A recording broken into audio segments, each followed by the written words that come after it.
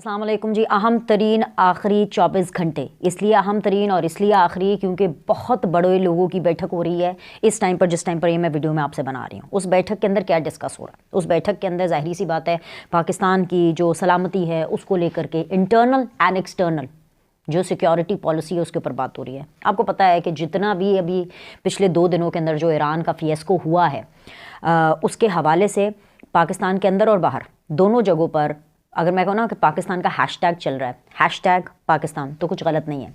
उसकी वजह यह है कि ईरान ने, आपको पता है, मिसाइल दागा पाकिस्तान के ऊपर, और वो हम सबके लिए एक शॉकर था कि भाई ये क्या हो गया, मतलब कैसे हो गया। और उसके बदले में मैंने जो आपको लास्ट वीडियो की थी, मैंने आपको कहा था कि शुरुआत ईरान ने की है और इसका जो एंड है वो पाकिस्तान करेगा और पाकिस्तान लाजमी तौर पर इसको हैंडल करेगा और इसका जवाब देगा। फिर हमने देखा कि पाकिस्तान ने इसका जवाब दिया भी, और with in 24 hours of the attack जो ईरान ने किया उसका जवाब जो पाकिस्तान की फोर्सेस ने उसका जो जवाब दिया उसको पूरी दुनिया में सराहा गया। क्यों सराहा गया? क्योंकि ये चीज़ समझने के लिए बहुत ज़्यादा ज़रूरी है कि हम लोगों ने ये कोशिश की, पाकिस्तान ने, कि कोई कोलैटरल डैमेज ना हो, यानी जिनको टारगेट करना था उन्हीं को मारा जाए, उन्हीं को टारगेट किया जाए। टारगेट मिस नहीं होना चाहिए और टारगेट अचीव हुआ, कोई कोलैटरल डैमेज नहीं हुआ। एंड मैंने ऐसे कि कोलैटरल डैमेज नहीं हुआ तो मैं आपको बताती हूँ कोलैटरल डैमेज मैं क्यों कह रही हूँ। क्योंकि जब ईरान ने सो कॉल्ड बात की कि जी हमने दहशतगर्द मारे हैं पाकिस्तान के अंदर, जो कि ईरान के अंदर अपनी शरपसंद एक्टिविटीज़ की वजह से उनको शक है और इसलिए ईरान ने उनको टारगेट किया। उनको टारगेट करने के चक्कर में पाकिस्तान के अंदर जो नॉर्मल आम सिविलियंस थे जिनका कोई लेना देना नहीं था, बच्चियां थीं, 2 नन्ही बच्चियां, वो जाबहक हो गई, वो शहीद हो गई। मैं उनको शहीद बोलूँगी, जाहिर सी बात है, क्योंकि उनका तो कोई लेना देना ही नहीं था। और 3 जो लोग थे वो उसमें बहुत ज़्यादा शदीद किस्म के ज़ख्मी हुए। लेकिन जो पाकिस्तान ने अपनी जवाबी कार्रवाई की, जो उनको ईरान को जवाब दिया, वो टारगेटेड था और उसमें कोई कोलैटरल डैमेज नहीं हुआ, किसी बेगुनाह की उसमें जान नहीं गई। अच्छा, अब उसके बाद तो जाहिर सी बात है सब लोगों ने सवाल उठाने शुरू कर दिए इंतखाबात पर। 19 दिन, आज जब मैं आपसे मुखातिब हूँ, 19 दिन रह गए हैं इलेक्शन कैंपेनिंग में। उसके बाद कैंपेनिंग ख़त्म हो जाएगी और उसके 2 दिन के बाद आपको पता है 8 फरवरी को इलेक्शन है, राइट। सो ये अहम तरीन 24 घंटे हैं, क्योंकि इस टाइम पर आर्मी चीफ, आपके एक कोर कमांडर्स जो हैं वो, और इवन जो गवर्नमेंट है, आपकी जो निगरान हुकूमत है, वो इस टाइम पर सब सर जोड़ के बैठे। खैर मैंने, अच्छा ये वीडियो लेट इसलिए भी आ रही है क्योंकि मैं वेट कर रही थी कि चलें जी इनकी ये मीटिंग ख़त्म हो, और कोई तकरीबन कोई 2-3 घंटे की इनकी ये मीटिंग अभी चल रही है जब तक मैं आपसे बात कर रही हूँ। तो मैं ये कोशिश कर रही थी कि ख़त्म हो जाए, कोई ख़बर आ जाए तो मैं आपको अपडेट कर दूं। लेकिन ये एक डेवलपिंग स्टोरी है। अहम तरीन 24 घंटों का क्या फ़ैसला निकलता है ये मैं आपको बताऊंगी। लेकिन मेरी एक गट फीलिंग है, मेरी गट फीलिंग ये है कि जो बहुत से लोग ये जो तासुर पैदा करने की कोशिश कर रहे हैं ना कि अभी ईरान के साथ तो मामला ख़राब हो गए हैं और ये जो ईरान ने हमारे साथ अटैक किया है पाकिस्तान के ऊपर, तो ऐसा होगा कि शायद इंतखाबात के ऊपर इसका असरअंदाज हो। मेरी ये गट फीलिंग भी है, मुझे ये उम्मीद भी है, और मुझे I just don't know, I have this vibe कि ये इलेक्शंस पत्थर पे लकीर हैं और ये 8 फरवरी की तारीख इधर से उधर नहीं हो सकती। और army chief general Asim Munir साहब इस चीज़ को इंश्योर करेंगे। और आप देखिएगा जब मैं आपसे अगली वीडियो में इस पूरी मीटिंग के मिनट्स और मेजर जो फैसला जो भी आता है, जो भी डिस्कस हुआ उसके अंदर, जब वो आएगा, जब मैं वो आपसे शेयर करूँगी, आप भी यही कहेंगे कि हाँ बीनश आप बिल्कुल ठीक कह रही थी। आई एम श्योर कि इस टाइम पे इलेक्शन कमीशन को भी बहुत ज़्यादा इंतज़ार होगा, पॉलिटिकल पार्टीज़ को भी बहुत ज़्यादा इंतज़ार होगा। अच्छा, अब जिस टाइम पर मैं आपसे बात कर रही हूँ उस टाइम पर ज़ाहिरी सी बात है इलेक्शन कैंपेनिंग जो है उसका आगाज़ हो चुका है। मैं कल आपसे नहीं मिल सकी थी, कल मैंने वीडियो नहीं की थी क्योंकि मैं कल हल्के में गई हुई थी। कल मेरा बहुत हेक्टिक डे था और कल मैंने अपने टेलीविज़न शो के लिए, जो मैं न्यूज़ 1 पे करती हूँ, सीधी बात बीनर सलीम के साथ, उसके अंदर मैं हल्का NA 1-1 में गई थी, जो कि रुहेल असगर वर्सेस वसीम कादिर है। वसीम कादिर बल्ले के निशान के साथ थे, लेकिन अब क्योंकि बल्ला नहीं है तो अब उनको विकेट्स का निशान मिला है। तो मैंने कहा ज़रा मैं आपको उस हल्के की भी अपडेट दे दूँ। रुहेल असगर साहब उस हल्के में लीड करते हुए नज़र आ रहे हैं, उनके नीचे जो सलमान रफ़ीक की जो PP है वो भी उसको लीड करते हुए नज़र आ रहे हैं। वसीम कादिर हैं वहाँ पे, वो ऑफ कोर्स हारते हुए। उसके अब डिफरेंट रीजंस हैं। मुझे लगता है कि वो इसलिए भी उनको एक बहुत बड़ा सेटबैक आएगा बिकॉज निशान नहीं है ना बल्ले का। अब इतने कम टाइम के अंदर विकेट को रजिस्टर कराना इट्स वेरी वेरी डिफिकल्ट। तो एक तो मैंने कहा कि मैं आपको ये भी अपडेट दे दूँ, और ये इसलिए भी मैच करती है बिकॉज आखिरी 19 दिन रह गए हैं कैंपेनिंग के लिए। Everybody is campaigning. सबसे बड़ा जो हाईलाइट रहा कल और आज में वो ये था कि नवाज शरीफ साहब ने अपना पहला जलसा किया। वो जलसा हिट जलसा था और लिट जलसा था। हिट और लिट मैं आपको बताती हूँ क्यों। वो जब जलसा हुआ ना तो पता चला कि एक्चुअली वैसे तो मरीम नवाज़ ने भी जो इससे पहले जलसा किया था, इन्होंने आगाज़ तो उन्होंने किया था ना 17 तारीख को, लेकिन जो उन्होंने इससे पहले जलसा किया था वो भी बड़ा ज़बरदस्त था, मगर ये जलसा उससे भी एक टॉप नॉच ऊपर था। क्यों, वो मैं आपको अब से थोड़ी देर में बताती हूँ, क्योंकि मैं यहाँ पे पहले जिक्र ना सायरा अफजल तारड़ साहब का करना चाहूँगी, क्योंकि सायरा अफजल तारड़ साहिबा जो है ना वो हैं बेसिकली हाफिज़ाबाद की करता धरता PMLN के हवाले से। ये उनका हल्का है, उनका आबाई हल्का है, यानी कि उनके वालिद साहब का हल्का है। और सायरा अफजल तारड़ साहिबा जो हैं, she has very very strong grip on this हल्का। Last time she couldn't make it, वो नहीं जीत सकी थी, क्योंकि जाहिर सी बात है पिछली दफ़ा मामलात कुछ और थे, RTS भी बैठा था, मसले मसाइल और बहुत ज़्यादा थे।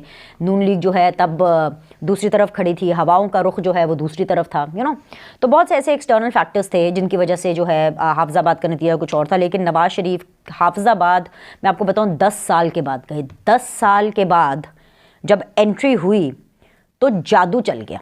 ये वाकई एक जादू था। मतलब इनिशियली मैं पहले देख रही थी कि टेलीविज़न चैनल्स और वो सब वो मॉनिटर कर रहे थे, हालांकि मैं खुद रिकॉर्डिंग कर रही थी NA 121 में, लेकिन आपको पता है social media, thanks to the power social media, मैं उसके ऊपर देख रही थी कि लोग हाफिज़ाबाद, अच्छा अभी तो बंदे आए नहीं, अभी तो इतने लोग आए नहीं है, ये है वो है। फिर उसके बाद जैसे जैसे वक्त आया कि जी हुन मियाँ साहब आन लगे ने, हुन मियाँ साहब आन लगे ने, तो वो तो एक जादू चल गया।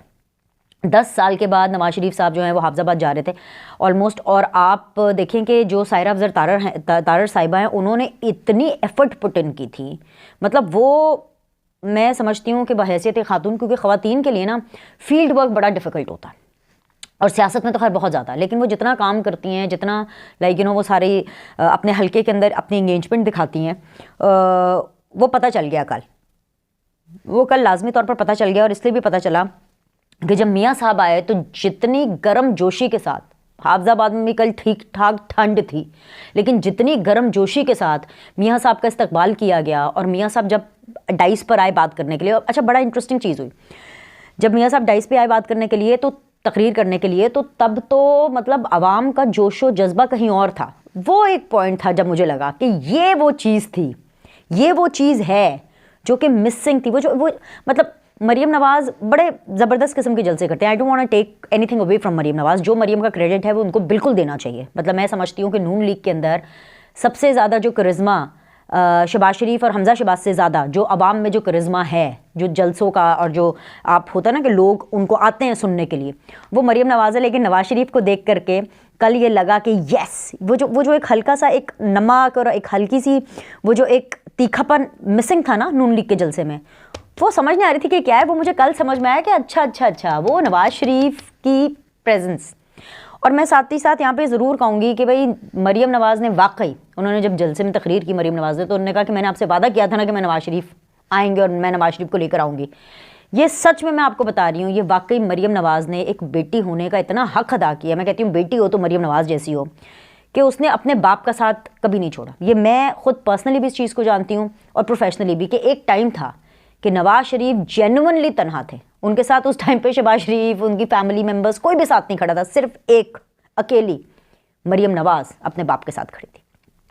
और जब जलसे में मरीम ने बात कही तो मुझे समझ में आया कि yes I can relate to this thing, और हर वो कारकुन और वर्कर नून लीग का इस चीज़ से रिलेट कर सकता है जो मरीम की सियासत को फॉलो करता रहा है, और मरीम की जो पूरी जो जर्नी है सियासत की उसको फॉलो करता रहा है। एनीवेज खैर, ये तो एक मैंने बात करनी थी। 2 अहम मैसेजेस आपको हाफिज़ाबाद के अंदर मिले। एक तो सबसे पहले ये कि पहले कहा गया कि मरीम नवाज़ पहले तकरीर करेंगे और एंड के ऊपर नवाज शरीफ करेंगे। जो एंड पे तकरीर करते हैं ना वो VVIP लोग करते हैं, ये हम सबको पता है। एंड के ऊपर क्लाइमेक्स एंड जो है वो हाई नोट पे करना होता है। मगर नवाज शरीफ ने डिसाइड किया, और ये नवाज शरीफ की कॉल थी कि नहीं, मैं पहले तकरीर करूँगा। नवाज शरीफ ने पहले तकरीर की, मुख्तसर तकरीर की, उसके बाद उन्होंने कहा मरीम नवाज़ तकरीर करेंगी। तो इसमें देखने और समझने वालों के लिए बहुत सी निशानियाँ हैं। मरीम नवाज़ को नवाज शरीफ ने अपनी सियासी जानशीनी दे दी।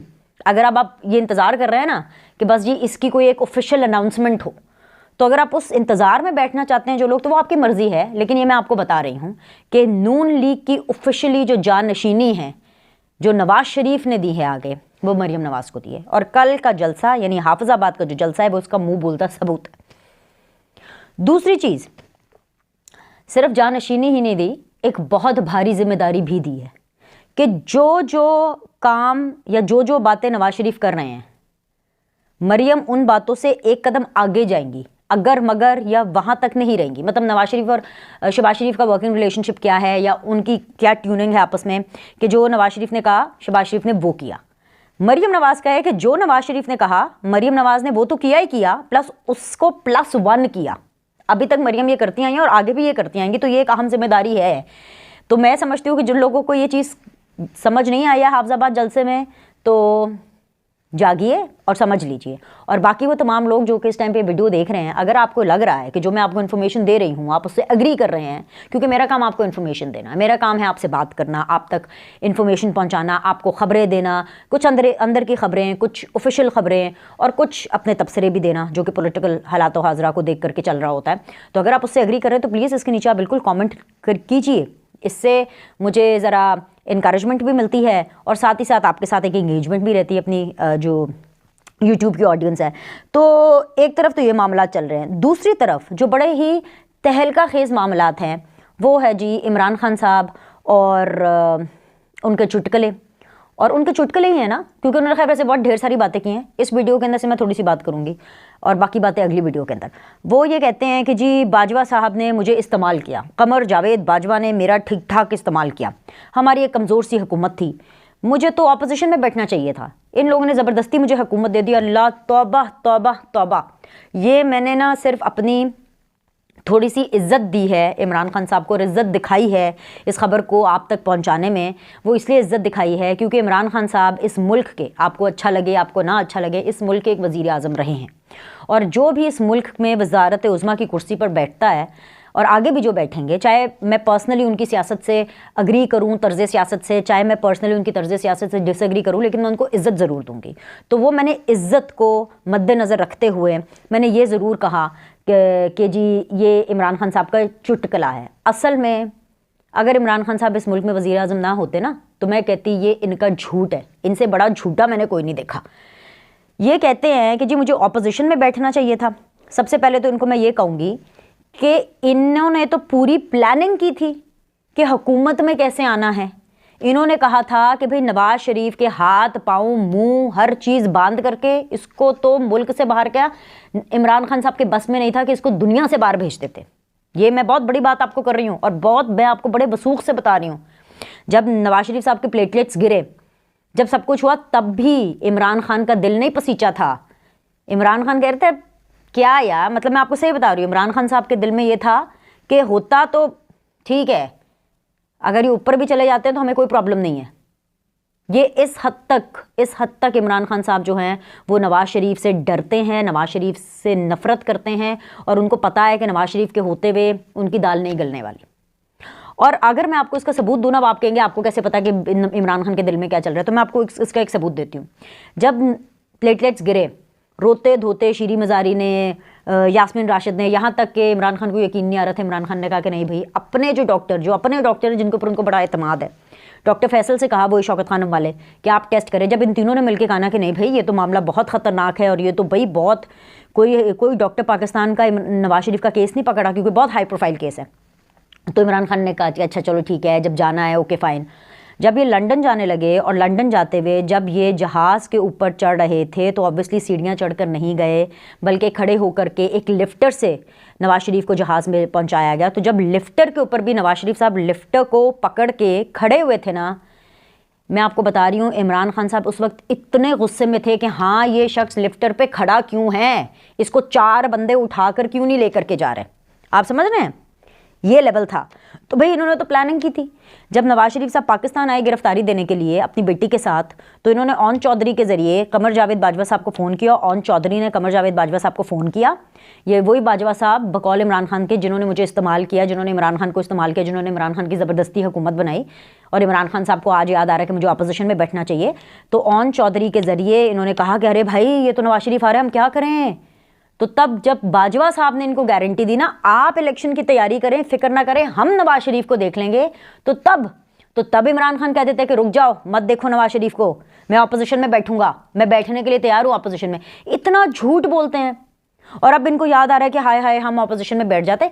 इनको वो कहते हैं ना, जो जंग में जो मुक्का आपको जंग खत्म होने के बाद याद है ना, वो अपने मुंह पे ही मार लेना चाहिए। तो इमरान खान साहब अपने मुंह पे ये मुक्का मारे। अच्छे तरीके से मैं आपको बताऊं तो वो मुझे शेर याद आ रहा है कि मेरे कत्ल के बाद उसने मेरी जफा से तौबा, कि मेरे कत्ल के बाद उसने मेरी जफा से तौबा, हाय क्या है मेरे जोदे पशेमा का पशेमा होना। यही है ना, पशेमा पशेमा पशेमा, बस मैं सिर्फ यही कहूँगी। खैर एनीवेज, और भी उन्होंने बहुत सी बातें की हैं। प्लान सी उनकी नज़र में हिट जा रहा है और मेरी नज़र में ख़तरनाक और फ्लॉप है। प्लान सी के ऊपर हम इनकी बात करेंगे और साथ ही साथ एक बहुत बड़ी खबर जो इस टाइम पर आई है, लेकिन वो मैं अगली वीडियो में आपसे शेयर करूंगी, कि इमरान खान और उनके एक बहुत ही करीबी साथी, एक ऐसे साथी जो उनको तमाम तर जजेस के सामने प्रोटेक्ट कर रहे थे और डिफेंड कर रहे थे, उनकी टूट गई है। वो कहते हैं ना, टूट गई तड़क करके। इसकी क्या तफसीलात है मैं आपको बताऊंगी, उसके लिए आपको अगली वीडियो देखनी पड़ेगी। लाइक करें, सब्सक्राइब करें, आपसे फिर मिलते हैं।